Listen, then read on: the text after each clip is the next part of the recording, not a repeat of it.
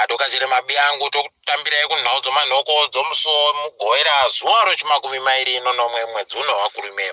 Isuwo mhatiwo nhau zuva ramangwana tiri kufara kuti tiri kutsvitsa gore ribodzi rokupangura nokugoerana nowanhu nonhau mururimi rwedu rwechibuja. Toramba tichitenda mukuti tsigira imi nokuti pasina imi tinenge tisina chinhu.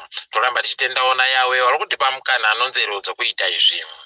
Munhau dzanyasi Baiwa Nelson Chamisa peno wakufunga kuchinja zita ropato rawo nokuti wavimbisa kuti vari kuwaka musha mutsva pabodzipo nokuti wanenge waine watungamiri watsva. Izvi zviri kuteera kuti tiziva iko wagoita nevanhu vazhinji wanga vari kutungamira mubato raori. Heno kana zvikakubudirira zvokuchinja zitazvo nokuti vamwe wagoti wareka kugochinja zita. Heno tichagoringa asi tinokunyepai kana zvaburika mabi angu. Obet Gutu abva kupinda kubato roZANU-PF makuno kune ano pai ndiye mumwe wavanhu makumi mairi nopfumbamwe watarisiwa kuti vagopinde mubvunzo dzokupinda mubazi rohurumende rinoringana zvokuregererana pabodzipo norunyararo munyika.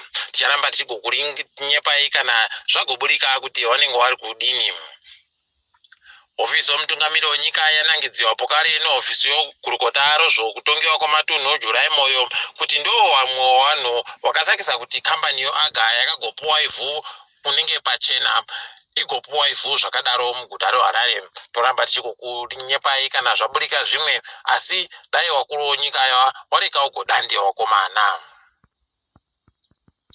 Pai musuwo muvhuro nyika yedu yeZimbabwe iri kugopuwa kamushonga kodziwa mupengo kari kubva kuIndia kanonzi Covaxin kanosvika zviuru makumi manomwe noshanu kakavimbisiwa novanhu vokuIndia wa. Toramba tichivatenda nokuita tichimba kuti hurumende yedu ichagoita kuti kaite kuwanika kuvanhu wese wese.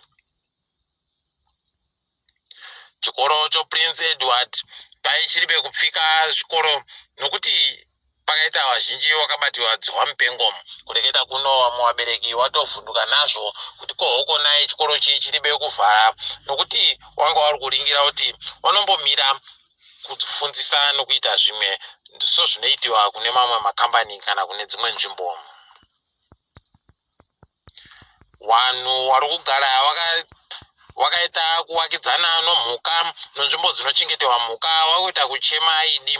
Kureketa kuno nzvimbo zhinji kunyanya dziri kudunhu roMatabeleland vari kuita kukuwara nonzou dziri kuramba dzindopinda koja zvavanenge varima. Chero chavarimacho nzoudzo dzakutojaira kuti zvinotapira dzogara dzaenda koja ikweyo. Heno kuti vachagosunzirepi gore rino nokuti zvakuramba zvichiita kuti nzou nevanhu pabodzipo nedzimwe mhuka dzakaita sana mbizi zviite kurwisana nevanhu paribe chisvinu ipapa. Pai nyika yedu yeZimbabwe mwedzi wandira yagotenga chibahwe chakawandisa chinoita mamiliyoni makumi mairi anonhanhatu. Apawo mishonga yavagotenga mwedzi wandira bedzi iri kusvika mamiliyoni 13. Kuti kureketa kuno mari yokuAmerica zvokutoti wazhinji vari kusaya kuti kohokonai zvinhu zviri kuramba zvindodhura nokuti vari kuringira kuti iri kugobva pamusika wamari uri kupiwa nehurumende. Heno mabi angu wanofarira mutambo nhabvu munyika medu kwai unogona kundobenhuka zuva rochigumi noshanu mwedzi waChihwabvu. Toramba tichigoringa nokuti izvi ndo zvareketiwa novakuru vanotekedza nhabvu munyika vanoringana nezvikwata zvonyika zvoPSL. Toramba tichikunyepai kana zvazoburika kuti vachagodini. Tiri panhabvupo wazhinji wagonangidzira kuti panogona kundoitiwa huori. Kureketa kuno nokuti Zimbabwe yaringirana nokuenda kuCameroon kumutambo wenyika dzoAfrica mugore riri kuuya.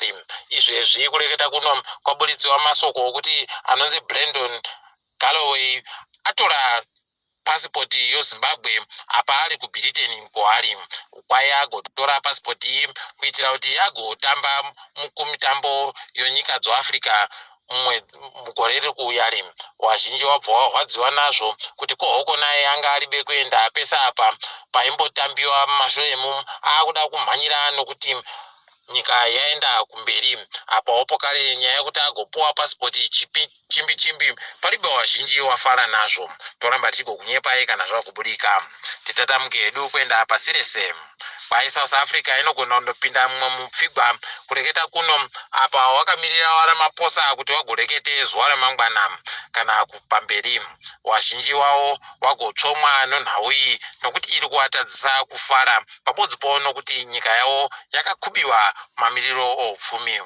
Mozambique kwai yagodanidzira kuita zvinoreketiwa zviya kuti imbwa ikabarira mbudzi ikabarira pane vanhu inenge iri kuda kudzingirwa imbwa.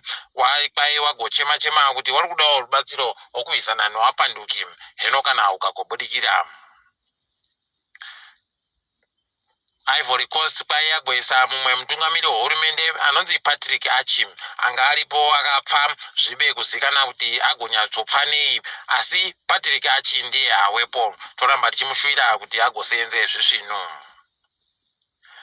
Idi nyika yeIjipita yapindiwa nomhepo iri kuvhuvhuta zvakanyangaritsa. Kureketa kwanyasi kwai kuno mudhuri wagogwa zvatoita kuti zvinetse ukauraya vanhu vanosvika vashanu. Ipapa mudhuri uri kubatanapo kare nozvitima zvakakubana nozuro pabodzipo nochikepe chakapfika kamugeroko zvikepe kakosuez. Ipapa palibe kumira zvisvino.